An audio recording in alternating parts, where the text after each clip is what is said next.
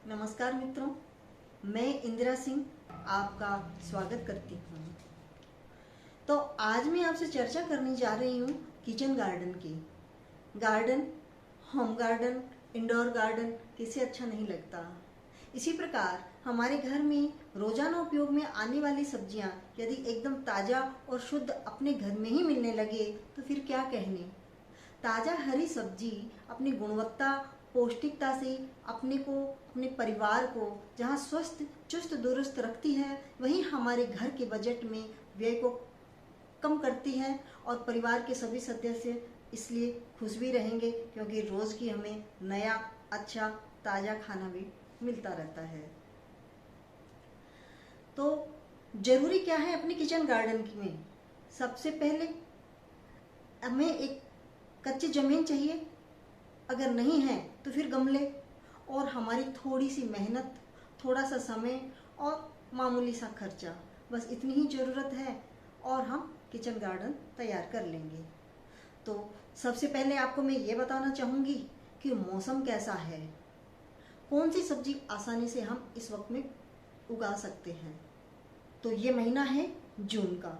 जून का महीना है, गर्मी का मौसम है। तो जून जुलाई में आसानी से हम बैंगन, टमाटर, हरी मिर्च, लौकी, ककड़ी, खीरा, पुदीना आदि। किचन गार्डन के लिए पहली ज़रूरत है हमारे पास कच्ची ज़मीन का होना। अगर नहीं है तो फिर गमले। गमले मिट्टी के, सीमेंट के, प्लास्टिक के बने हुए बाजार से आराम से मिल जाते हैं। अन्यथा हम उनको घर में भी आराम से बना सकते हैं। घर में अनुपयोगी बाल्टियां हैं, केन होती हैं, टब हैं, उनको हम यूज में ले सकते हैं। आवश्यक है इसके लिए सबसे अधिक अब अपनी मिट्टी को उपजाऊ बनाना। उपजाऊ मिट्टी कैसे बनाएं? इस बात के लिए ज़रूरी है कि हमारी जो मिट्टी है उसमें हम कोकोपीट और प्राकृतिक खाद, इसको हमें बराबर की मात्रा में मिलाना है। कोकोपीट ब्रिक आती है जो हम ऑनलाइन परचेज कर सकते हैं, किसी नर्सरी से भी ले सकते हैं। और उसके बाद में कोकोपीट ब्रिक को सीधे यूज में नहीं लिया जाता है। उसको मुलायम बनाने के लिए कोकोपीट ब्रिक को पानी में 5-6 घंटे तक भिगो के रखना है। उसके बाद में पानी को उसमें से निथारना होता है और उसको धूप में अच्छी तरह से हम सुखाएं। सूखने के बाद में कोकोपीट को जब वो मुलायम बन जाती है और एकदम उसमें से पानी नहीं रहता है, तब उसको हम अपनी मिट्टी में मिलाएं। और कोकोपीट हमारे लिए उपयोगी बहुत है क्योंकि उसमें पानी को सोखे रखने की अधिक क्षमता होती है और अपनी मिट्टी को भी वो मुलायम और उपजाऊ बना देती है। इसके अलावा हमें प्राकृतिक खाद, जो गोबर है और कोई भी पेड़ पौधे जो पुराने हैं उनकी सूखी पत्तियां हैं, जैसे नीम की पत्तियां हैं, घर में फल फ्रूट जो हम यूज में लेते हैं, फ्रूट्स, उसके छिलके हैं उनको सुखा करके, केले हैं उनके छिलके हैं उनको सुखा करके उनका हम पाउडर बना करके हम उसे काम में ले सकते हैं। और इसी प्रकार से संतरे आदि जो हैं, संतरा है उसको भी हम, उसका छिलके हैं उनको सुखा करके उसका बारीक पाउडर जो हम मिक्सी में बना सकते हैं आराम से अपने घर में, तो उसको हम उपयोग में ले सकते हैं। अब आपको मैं ये बताती हूँ कि किचन गार्डन बनाने के लिए हमें गमले किस प्रकार के उपयोग में लाने चाहिए। तो 12 इंच के गमले अपने इन बैंगन, टमाटर आदि पौध जो तैयार करने के लिए है उसके लिए एनफ है, सफिशिएंट है।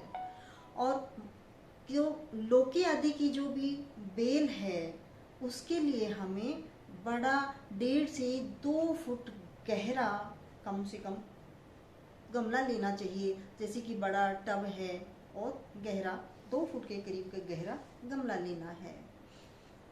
अब हमें खाद को तैयार करना है। तो खाद को मैंने आपको बताया कि अपनी मिट्टी, कोकोपीट और प्राकृतिक खाद, इन तीनों चीज़ों को बराबर बराबर मात्रा में मिलाएं और अच्छी तरह से उसको मिक्स करें। उसके बाद में अपने गमले में डालना है। अब गमला जब हम लेते हैं तो हमें ये ध्यान रखना है कि गमले के पैंदे में छेद होना बहुत ज़रूरी है। वो इसलिए ज़रूरी है कि पानी का स्टोरेज गमले में नहीं रहना चाहिए, अन्यथा अपने पौधे को वो सड़ा देगा। पानी भी जब भी हम पानी डालते हैं एक्सेस पानी निकल भी जाएगा और पानी निकलता रहेगा, उससे नया पानी उसमें आता रहेगा। तो हमें अगर गमले में छेद नहीं है तो हम अपने घर में ही ड्रिल मशीन से उसे तैयार कर सकते हैं। अब मैं आपको ये बता रही हूँ कि जब गमले के अंदर में हम अपनी मिट्टी को हमने भर दिया है तो सबसे पहले हमें पौध तैयार करनी है।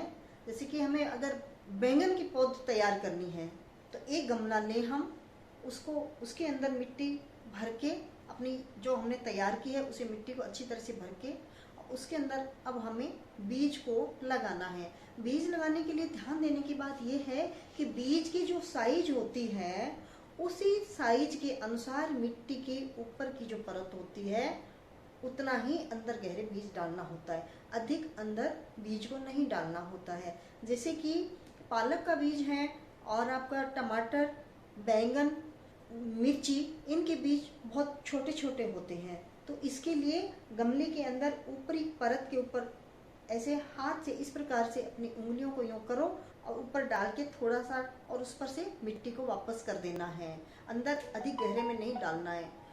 उसके बाद में अपने को पानी डालना है। पानी एक साथ किसी बर्तन से नहीं डालें बल्कि स्प्रे करते हुए डालें ताकि बीज इधर उधर सारे इकट्ठे नहीं हो जाएं, जो जहाँ पर है वहीं पर रहे। आपका मैं आज आपको बैंगन की पौध के लिए बता रही हूँ कि बैंगन को घर में अपने गमले में कैसे तैयार करना चाहिए। तो उसके लिए हमने 10-15 बीज जो हमने लिए हैं उनको एक गमले के अंदर में हमने लगाया है।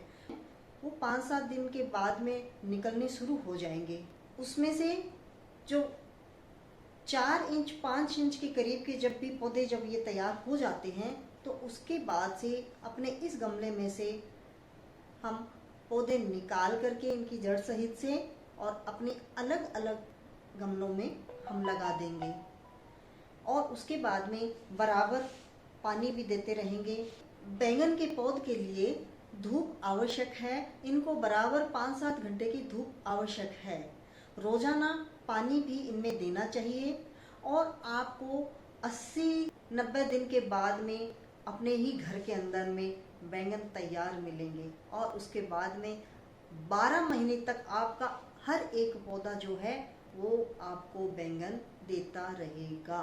तो इस प्रकार से बैंगन हो चाहे टमाटर हो चाहे मिर्ची हो आप अपने घर के अंदर में लगा सकते हैं। आज मैं आपको विशेष रूप से बैंगन की पौध के लिए ही बता रही हूँ और उसके अलावा उनको 10-15 दिन के बाद से आपको गुड़ाई करके अपने हर गमले में थोड़ा थोड़ा खाद को बदलते रहें, थोड़ी मिट्टी को बदलते रहें और 10-15 दिन से ही आप अपने पौधों को अच्छे से पानी से धो करके साफ भी करते रहें ताकि उनकी जो पत्तियां हैं वो अच्छे से श्वास ले सके।